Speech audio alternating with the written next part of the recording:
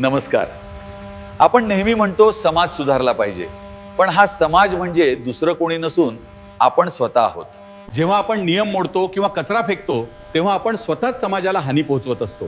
लक्षात ठेवा, बदलासाठी मोठ्या पदाची नाही तर मोठ्या जिद्दीची गरज असते व मोठ्या निर्धाराची गरज असते.